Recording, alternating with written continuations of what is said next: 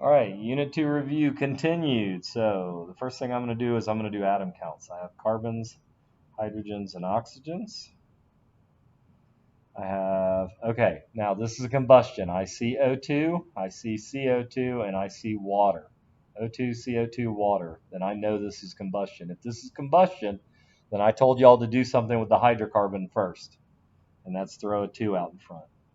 So I'm going to do that, then do my atom count. So 2 times 2 is 4 carbons. 2 times 6 is 12 hydrogens, and I have 2 oxygens. Now on this side, I have 1 carbon, I have 2 hydrogens, and I have 1, 2, plus 1 is 3 oxygens. Okay, now I'm going to fix carbons first, because remember I told you to fix oxygens last because it's all by itself. Anytime you have something all by itself, that's what you want to fix last. So I'm going to fix carbons first. I got 4 on this side, I need 4 on this side. 4 times 1 is 4. And now I've added 8 oxygens, so now I've got 8 plus 1 is 9 oxygens. 4 times 2 is 8 oxygens right here, plus this 1 is 9.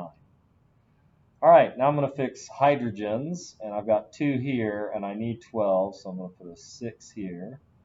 That gives me 12 hydrogens, and now I've got 6 times 1, 6 oxygens, plus 4 times 2, 8 oxygens. 6 plus 8 equals 14 oxygens.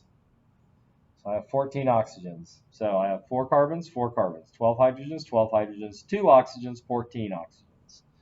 Now, what can I do to this oxygens to give me 14 oxygens? I can multiply it times 7. That's why we fixed this last, because all I have to do is throw a coefficient and I'm done. 4, 12, 14. 4, 12, 14. And that's really all you're doing. Decide on something to fix and fix it. Now, I know it gets a little weird when you've got 3 on one side and 2 on the other, and you're trying to make things even and odd. But that's the simplest form of how we do that. All right. For each of the following reactions, identify what type of reaction and how you know it is that type. Okay, so circle the elements that can be looked at as cations and box the anions. So Na. So here's what I do. In a compound, it's easy because the cation is first and the anion is second. But if they're elements, you have to look here. So I see sodium. I see that it is positive. That makes it a cation. Remember, cations have the plus sign right in the middle. Anions are negative. Okay, and the reaction type. Well, I know that this has one product, and so seeing that it has one product, I know that it is synthesis. How do you know? One product. You don't have to write long-winded answers here. I have one product. If I have one product, it's synthesis. And again, here, I have one reactant. So I know that if it has one reactant, it is decomposition.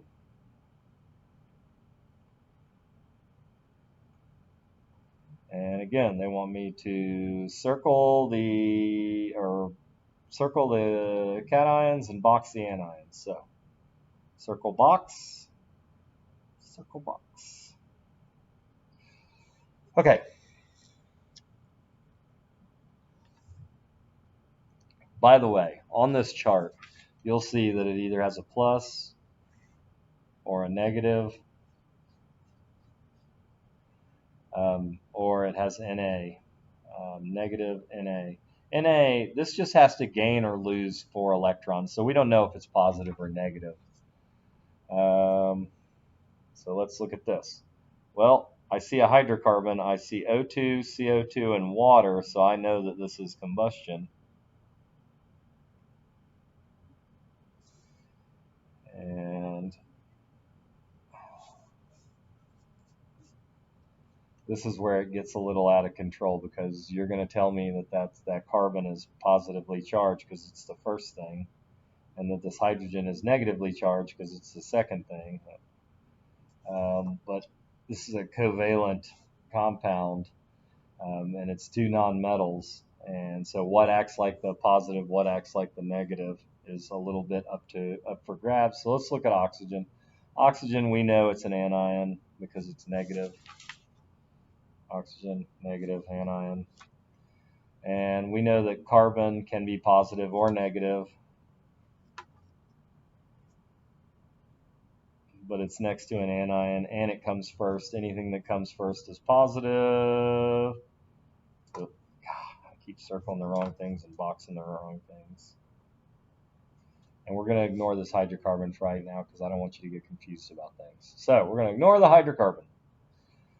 All right. Oh, how do I know it's reaction? Reaction type, O2 goes to CO2 plus water. If I see O2 plus something goes to CO2 and water, I know it's combustion. Okay, reaction type. It is a single replacement. And how do I know? Because I have one element all by itself on each side, and it's a different element on each side. Here it's calcium, here it's hydrogen. So one element each side. Not the same element.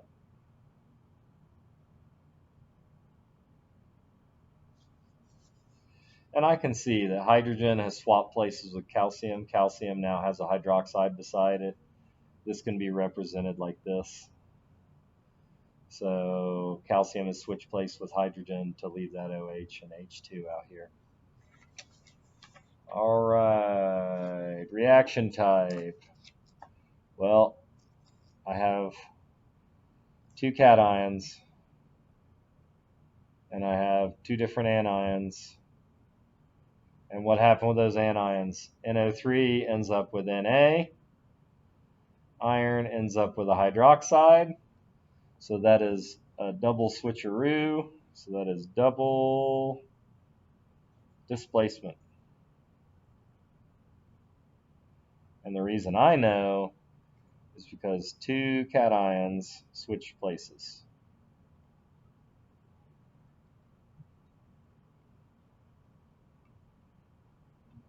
With two anions. Remember, we're going to have two of each. So I have two cations, two anions. Two cations, two anions. Conservation of mass. So a chemical reaction takes place in which 20 grams of reactant AB, so I have 20 of AB, so I'm going to write this out. AB plus CD goes to AD plus CB. So I have 20 of AB, 20 grams, and I have 12 grams of CD, and I have 9 grams of AD. And they want to know how much of CB I have. Well, what I know is this, that you cannot create or destroy matter. So if I have 20 plus 12, 32 grams on this side, guess what I'm going to have on that side? 32 grams. So 32 minus 9 is 23, so that question mark is 23 grams. 23 plus 9 is 32. That gives me 32 on this side. 20 plus 12 is 32. I have 32 on this side. They are going to equal the same thing, 32 grams. You cannot create or destroy matter. All right, 130 grams of reactants. If I have 130 grams of reactants, how many grams of product? Well, that was easy, 130 grams. You cannot create or destroy matter. All right, let's see the next one. 28.2 plus 22.4, let's see, that's 40, 50, 50.6 grams on this side. That must mean that I have 50.6 grams on this side. All right. 5 grams and 10 grams is 15 grams, and I got 2 grams on this side. 15 minus 2 is 13 grams. 13 plus 2 is 15, so this side has 15 grams. 5 plus 10 is 15, so this side has 15 grams. So everybody is in agreement. This side has 50.6. This side has 50.6. Everything is in agreement. Okay, indicators of physical changes. Well, phase changes, no rearrangement of atoms,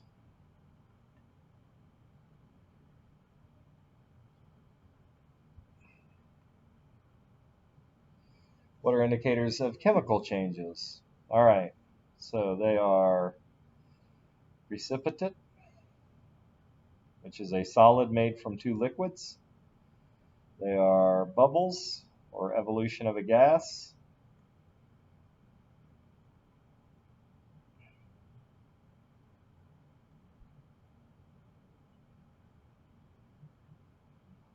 They are temp change.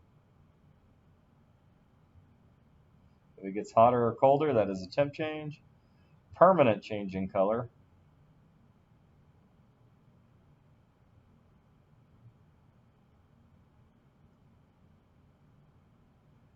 Odor change.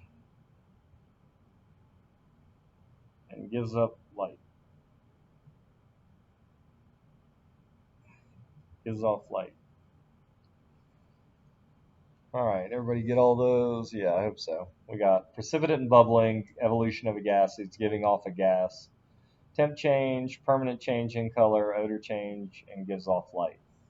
Um, be careful of the bubbling because there's a couple ways for things to bubble. I can boil water. That's not bubbling. You're not getting a gas. You're getting gaseous water out, but you're not getting you're not evolving a gas. What are some ways to separate the products produced in a chemical reaction? Okay, we have filtering. We have distillation, which I showed you. Distillation. Let's spell things right, shall we? We have crystallization, evaporation, crystallization, evaporation,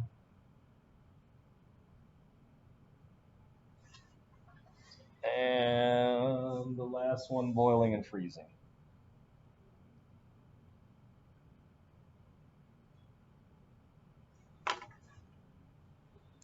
And I will continue with the last part after this.